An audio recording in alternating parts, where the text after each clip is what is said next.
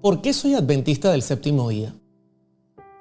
Quiero compartir con ustedes a través de este mensaje mi confirmación de que creo en Dios y creo que esta es la iglesia que Dios ha escogido, la iglesia adventista del séptimo día, como portadora de un mensaje importante, como un pueblo especial y santo llamado en los últimos días para dar el mensaje de salvación que el mundo necesita. A los 40 días de nacido, fui presentado en la iglesia adventista del séptimo día en Cabimas, Venezuela. Pero eso no confirma que yo sea un adventista del séptimo día, en ningún momento. Aunque mi abuela, Nicoleta, y mi madre Constantina fueron adventistas del séptimo día y murieron en la fe, aunque huyeron de Grecia siendo ortodoxas y llegaron a Venezuela y se convirtieron en creyentes adventistas, eso no confirma que yo sea un adventista del séptimo día. Entonces, ¿por qué soy un adventista del séptimo día? Porque he estudiado la doctrina que la iglesia enseña. Son 6 doctrinas, si no lo sabías, y son 28 creencias. Las he profundizado, las he estudiado, las he predicado, creo en ellas. Creo que Cristo está en el centro de todas sus enseñanzas. Y creo y ratifico mi fe en Dios y en la iglesia adventista del séptimo día como el remanente que Dios tiene en estos últimos días de este mundo. Muchos me dicen, hermano Oliver, pero hay algunos que piensan que la iglesia adventista no es el remanente y que eso de remanente es un invento que nosotros hemos traído. Déjenme decirle que no es así. De hecho, en la Biblia, en Apocalipsis 12:17, está la palabra remanente. No ha sido un invento de la iglesia adventista. Y el contexto está dentro del momento en que la mujer huye en un tiempo histórico donde la iglesia fue perseguida por tantos años, 1260 años, al punto que la iglesia huye de Europa a América buscando libertad. Y en ese contexto, dice Apocalipsis 12:17, entonces el dragón se llenó de ira contra la mujer, que representa a la iglesia, y se fue a hacer guerra contra el resto de la descendencia de ella. Esta palabra, el resto, es la palabra griega loipos, que significa remanente. Y aquí el remanente tiene 2 características, maravillosas características. Guardan los mandamientos de Dios y tienen el testimonio de Jesucristo. Son 2 características que yo no las he inventado, están en la Biblia. Estas características son las que enmarcan al remanente. El remanente va a tener la bendición de imitar el carácter de Dios, que es su santa ley. Ahí están los 10 mandamientos, porque es la controversia que ha habido en el universo. Se ha puesto en tela de juicio el carácter de Dios. Y el remanente tiene el fin y la misión de representar el carácter de Dios en la tierra. Y además tienen el testimonio de Jesucristo, que en la Escritura representa la capacidad que Dios ha dado a los hombres de presentar un mensaje a través del don de profecía. Son 2 características, no las hemos inventado, son bíblicas. Apocalipsis 14:12 ratifica estas características y quiero irme con ustedes para que lo puedan leer conmigo. Apocalipsis 14:12, en el mismo marco de un mensaje triangélico, un mensaje que está sobre nuestros hombros y que debe ser presentado al mundo, un mensaje de amonestación, la Biblia dice, aquí está la paciencia de los santos, los que guardan los mandamientos de Dios y la fe de Jesús. Está en un marco donde habrá gran aflicción en el mundo y donde el mundo será puesto en gran prueba y la iglesia de Dios emergerá, como siempre, imitando el carácter de Dios y manteniendo en alto la fe de Jesús. Ahora, otra pregunta que me hacen, hermano Oliver, Elena G. White no es ninguna profeta. ¿De dónde ustedes sacan que Elena G. White es una profeta? Para responder esta pregunta necesitaría mucho tiempo y no lo tengo. Quiero hacer un video bien corto diciéndoles a todos que ratifico mi fe en Dios y en la Iglesia Adventista del Séptimo Día. Y quiero decirles que la Iglesia Adventista del Séptimo Día tiene un profeta. Tiene un profeta que está vigente, que escribió más de 100,000 páginas con grandes verdades y que será tremendamente atacada. No es de sorprendernos, ya que siempre los profetas fueron atacados en la Biblia. Ahora, yo pudiese hablarles mucho del ministerio de Ellen G. de White, pero de antemano yo recomiendo que tú, como adventista del séptimo día, leas sus libros, porque el ministerio de esta mujer es un ministerio que especialmente fue dirigido a la Iglesia Adventista del Séptimo Día, a los creyentes, a los que creen en este mensaje final que debe darse al mundo.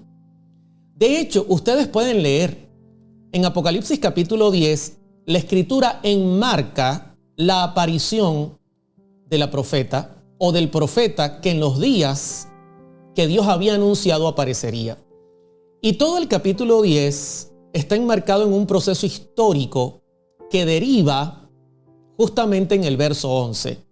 Y él me dijo, es necesario que profetices otra vez sobre muchos pueblos, naciones, lenguas y reyes.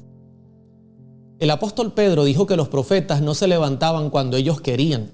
No. Al contrario, Pedro dice que Dios es quien levanta al profeta.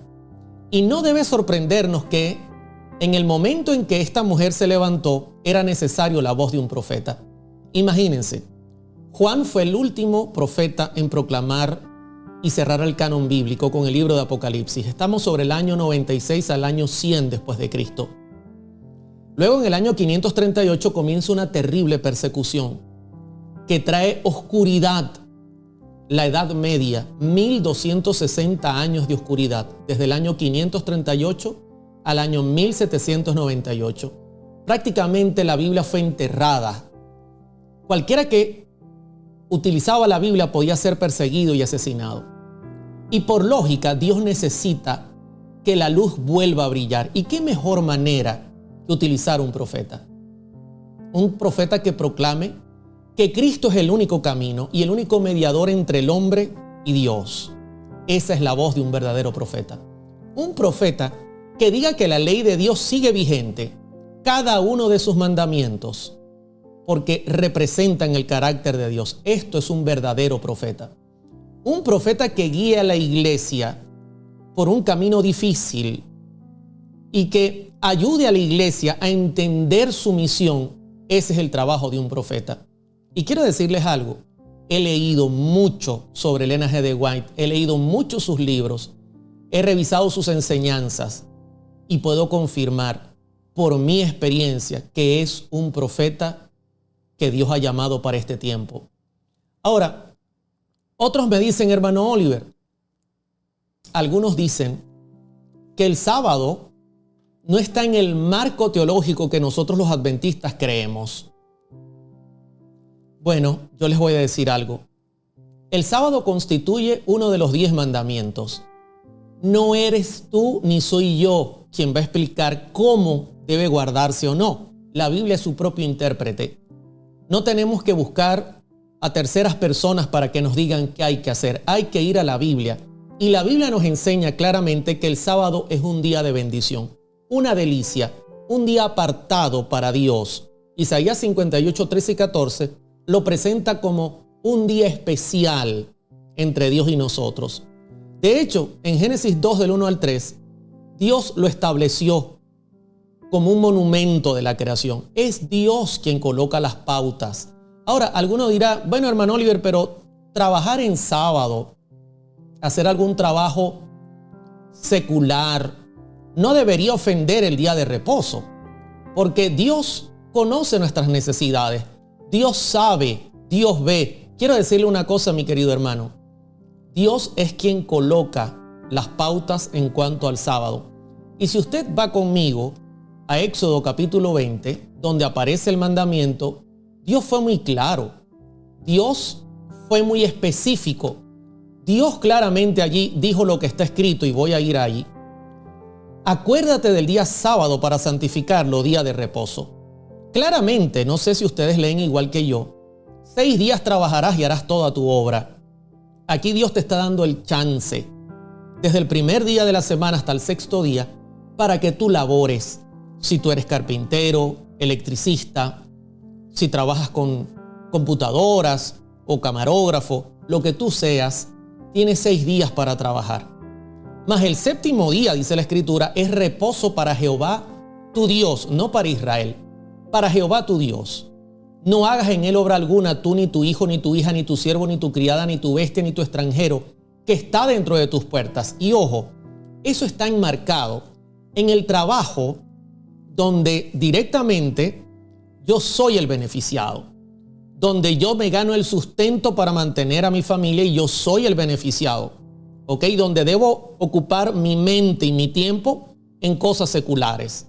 Y luego explica el por qué, porque en 6 días Jehová hizo los cielos y la tierra, el mar y todas las cosas que en ellos hay, y reposó en el 7º día.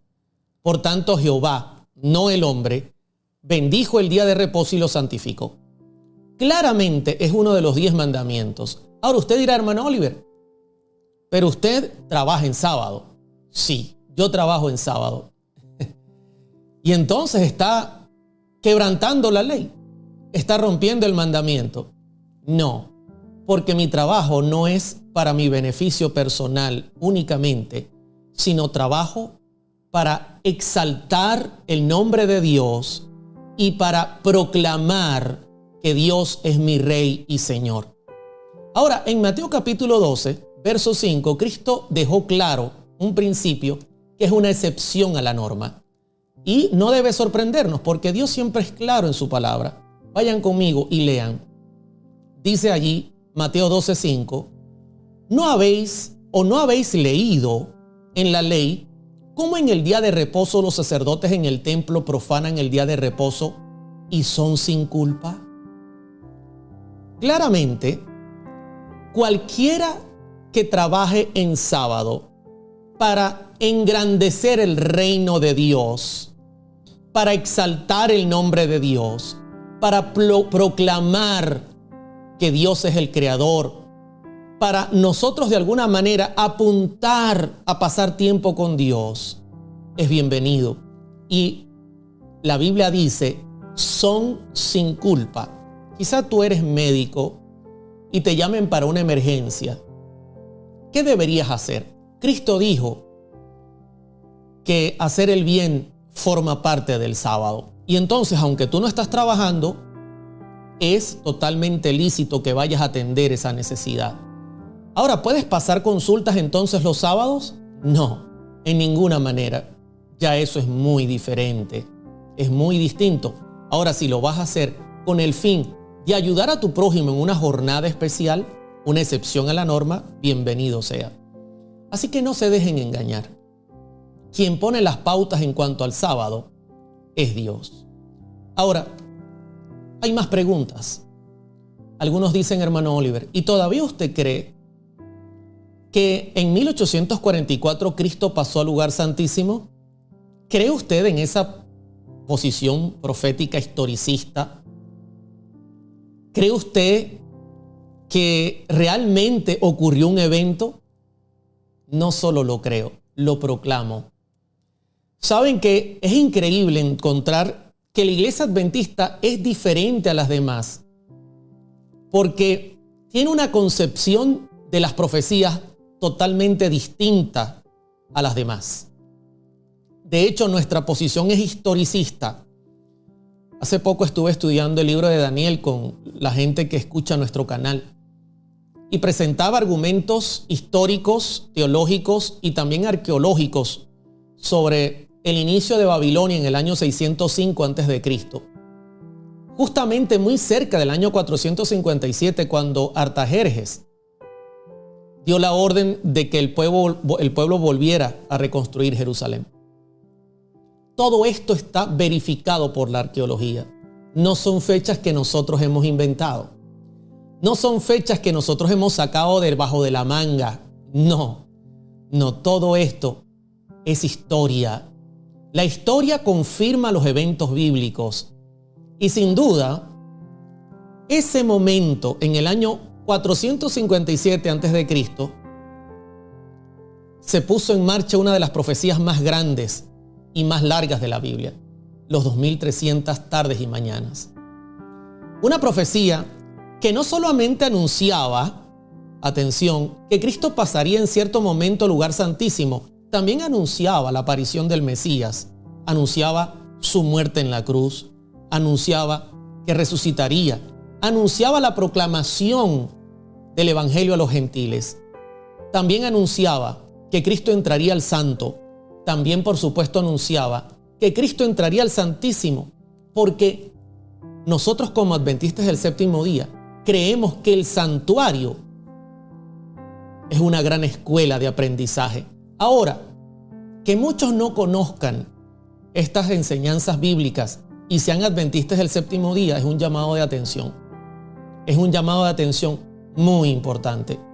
Pero el hecho de que mucha gente desconozca nuestra historia, desconozca las fechas y los eventos proféticos, no quiere decir que la iglesia adventista esté equivocada.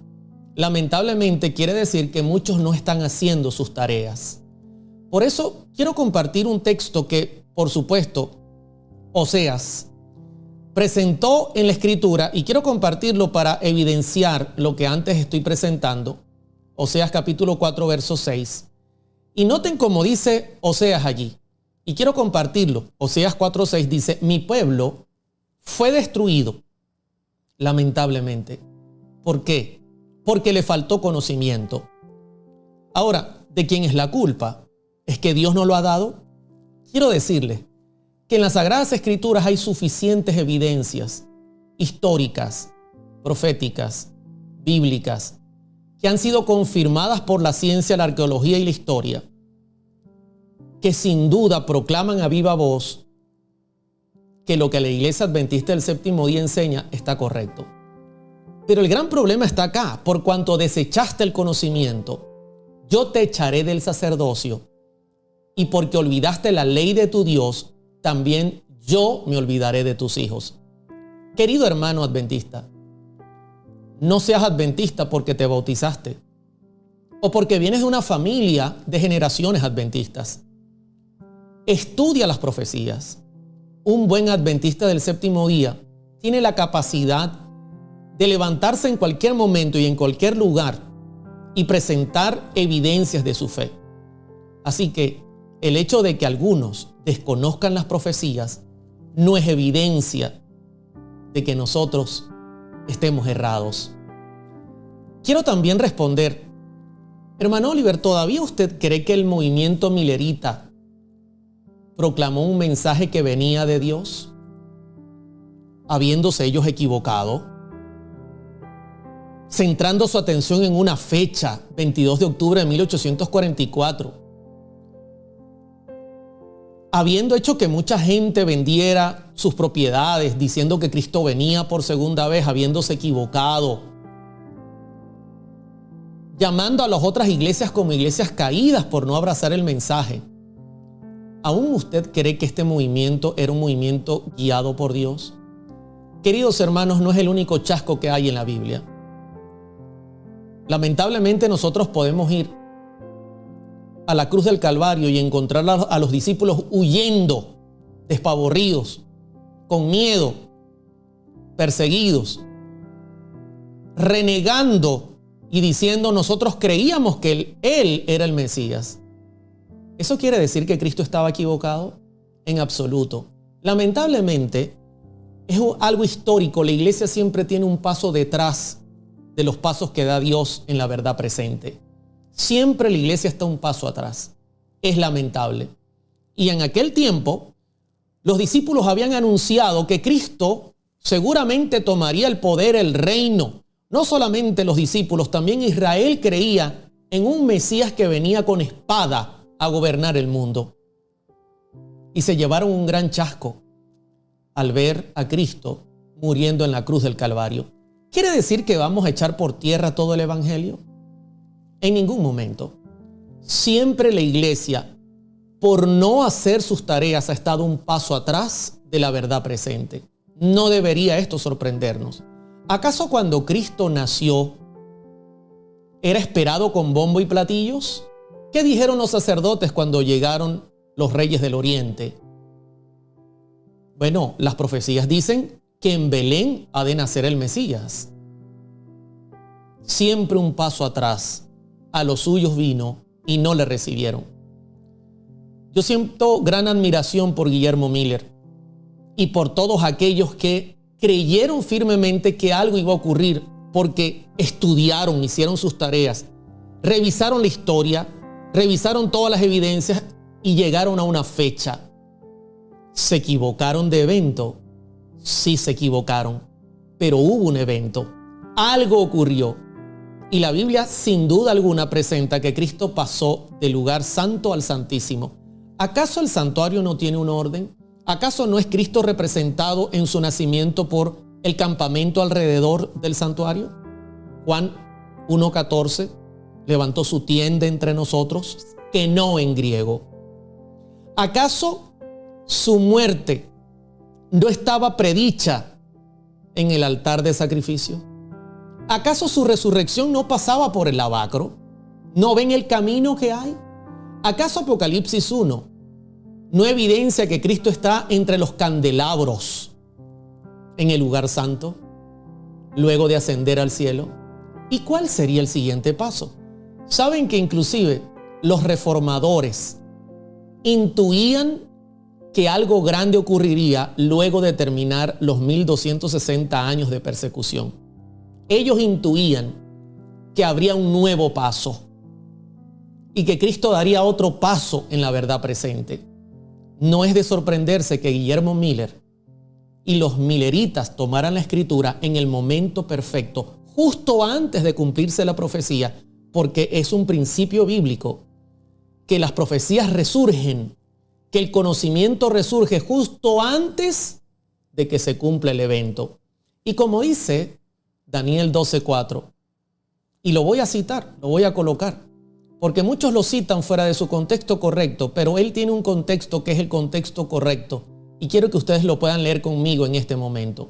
Daniel capítulo 12, verso 4, dice claramente, ahí lo tienen en la pantalla, pero tú, Daniel, cierra las palabras y sella el libro. Daniel, para muchos eruditos, está dividido en dos partes. Del 1 al 8 es una parte y del 8 al 12 es otra.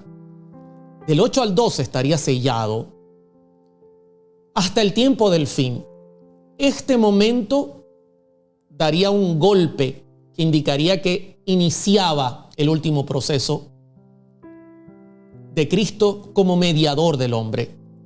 Y luego de una característica interesante que inclusive ha sido malinterpretada. Muchos correrán de aquí para allá, indicativo de que habría un gran movimiento del evangelio en la tierra y la ciencia se aumentará. Esa ciencia que se aumentará sería que la palabra bíblica, que las profecías serían estudiadas y que este libro sería desellado. Tremenda labor la de Miller. Hizo su trabajo, que se equivocó, que no se ajustó al evento correcto. No es el único, pero Dios cumplió con Miller la misión que había establecido. Hermano Oliver, ¿aún usted cree que el sello de Dios es el sábado? Si la Biblia es muy clara, Efesios 1:13 dice que el sello de Dios es el Espíritu Santo. Vayan conmigo a Efesios capítulo 1, verso 13. Este argumento no es nuevo. Este es un argumento que también hermanos de otras denominaciones como hermanos evangélicos utilizan para echar por tierra nuestra fe. Porque nosotros creemos que el sello de Dios está representado específicamente en la santa ley de Dios, pero sobre todo en un mandamiento, el sábado. En él también vosotros, habiendo oído la palabra de verdad, el evangelio de vuestra salvación, y habiendo creído en él, fuisteis sellados con el Espíritu Santo de la promesa. Claramente ahí dice, muchos me han indicado, que el sello de Dios es el Espíritu Santo.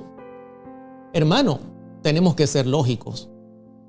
El Espíritu Santo es parte de la deidad. Él forma parte de las tres personas que conforman al único Dios verdadero. ¿Cómo puede Dios sellar con Dios a sus hijos? Tiene que haber algo que Dios utilice para que de esta manera sus hijos puedan resplandecer en el mundo. Y de hecho, no debe sorprendernos. Vayan conmigo a Isaías capítulo 8, verso 16, y noten lo que dice la Escritura en cuanto a este punto tan esencial. Allí dice claramente: ata el testimonio y sella la ley entre mis discípulos. Claramente, la ley de Dios tiene un papel importantísimo a la hora del sellado, pues a través de ella es como Dios estampa su santo carácter sobre el ser humano. Porque Dios es amor. Ese es su carácter. El diablo puso en duda que Dios fuese amor, pero Dios lo ha demostrado. Basta mirar a Cristo en la cruz. Y entonces Dios quiere estampar su santo carácter a través de la obra del Espíritu Santo sobre nosotros. Por eso Cristo lo dejó como el otro consolador, alos paracletos en griego, otro de mi misma clase que consuela. En 1 de Juan 4:8 la Biblia es muy clara y dice que Dios es amor. En 1 de Juan capítulo 2, la Escritura es muy clara al decir que el que dice que ama a Dios y que le conoce y no guarda sus mandamientos, el tal es mentiroso. Claramente el sello de Dios está apuntando a su santa ley. ¿Pero por qué el sábado? Es tan sencillo, mis hermanos, porque la Escritura señala en un contexto profético que en los últimos días el diablo tendrá una marca. Descontextualizar el sábado de las profecías es el peor error que se puede cometer. Porque el sábado está dentro de un marco profético que hará temblar al mundo. Y si lo sacamos de ese marco, todas las profecías se van a tierra. Mientras en Apocalipsis 13, una bestia quiere colocar una marca, su imagen hace temblar a pequeños, grandes, ricos y pobres, e impone una marca, y quiero compartirla para que ustedes la puedan mirar. Claramente dice acá: y pusiese una marca en la mano derecha o en la frente. Mientras eso ocurrirá, porque estamos muy cerca, Dios tiene un sello. Dios tiene un sello que coloca solo en la frente y que está representado por su santa ley de amor y por sobre todo por el santo sábado. ¿Por qué? Porque justamente la marca de la bestia apunta a un día que Dios no bendijo y no santificó porque nunca reposó en él. Así que la contraparte será el sábado. No es un capricho adventista, es una profecía bíblica que va en franco cumplimiento. Y aquí quiero terminar. Hermano Oliver, ¿usted todavía cree que habrá una gran controversia entre el sábado y el domingo? No es el tema sábado o domingo. El tema es Dios o Satanás. ¿El sello de Dios o la marca del diablo? ¿El santo sábado o el domingo común? Eso es lo que está delante de nosotros. Y yo te hago una pregunta. ¿Acaso no está ocurriendo delante de nosotros todos estos eventos que están pasando, el calentamiento global, las enfermedades, las guerras? Poco a poco no está subiendo el ardor de la gente para que el mundo esté bajo una bandera, para que el mundo abrace una falsa enseñanza que ya está preparada. ¿Acaso en tu país el domingo no ha ocupado el lugar del sábado? Queridos hermanos, quiero ratificar que soy adventista del séptimo día. Delante de nosotros están ocurriendo todas estas cosas. Creemos que Cristo vuelve por segunda vez. Las evidencias son infalibles. No prestes oído a terceras personas que quieren decir o que quieren confundirte con palabras cariñosas y de amor, invitándote a no creer que Dios tiene una iglesia en esta tierra, porque Dios sí la tiene. Hay una verdad en esta tierra que no es discutible. Hay un pueblo que la porta. No todos en este pueblo serán sinceros, pero Dios tiene un remanente siempre. y este pueblo cumplirá con su misión. Quiero compartir y terminar citando Judas capítulo 1, verso 7, para hacerles un llamado, así como lo hizo Judas. Vayan conmigo un poquito más adelante, en Judas capítulo 1, verso 17. Dice la Escritura, y la voy a colocar en pantalla: pero vosotros, amados, tened memoria de las palabras que antes fueron dichas por los apóstoles de nuestro Señor Jesucristo, los que decían: en el postrer tiempo habrán burladores que andarán según sus malvados deseos. Estos son los que causan división, los sensuales, que no tienen el Espíritu.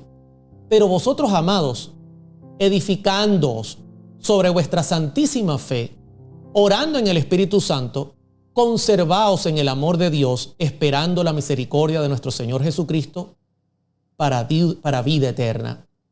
Verso 22.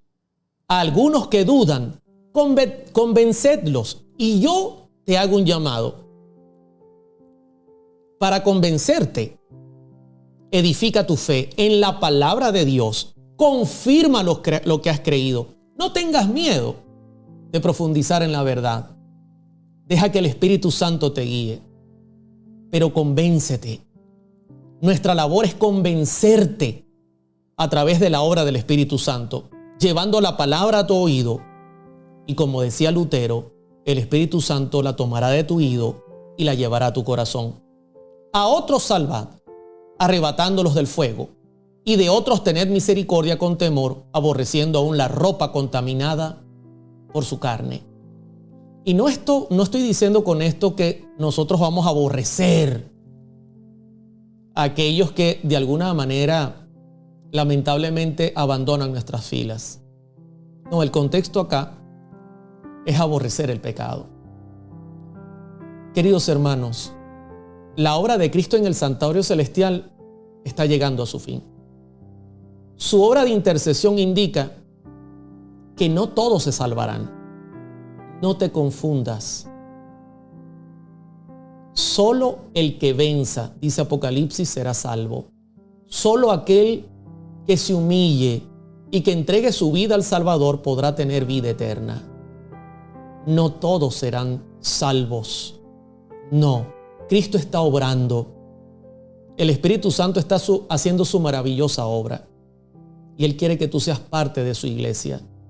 Lamentablemente, muchos perderán su vida y muchos seguirán falsas enseñanzas. Pero Dios te ha llamado a ti a permanecer firme. Hoy ratifico que creo en Dios. Creo en el Padre, en el Hijo y en el Espíritu Santo. En las 6 doctrinas y 28 creencias. En la profesión y posición profética de la Iglesia Adventista del Séptimo Día. Y creo que esta iglesia tiene un gran llamado y una gran misión: proclamar la verdad. Que hay gente sincera en todas las denominaciones, las hay. Pero Apocalipsis 18 proclama que tendrán que salir de Babilonia y venir a donde está la verdad. Elena G. de White dijo en el manuscrito 155 del año 1902: deberíamos recordar que la iglesia, aunque débil y defectuosa, constituye el único objeto en la tierra al cual Cristo otorga su consideración suprema.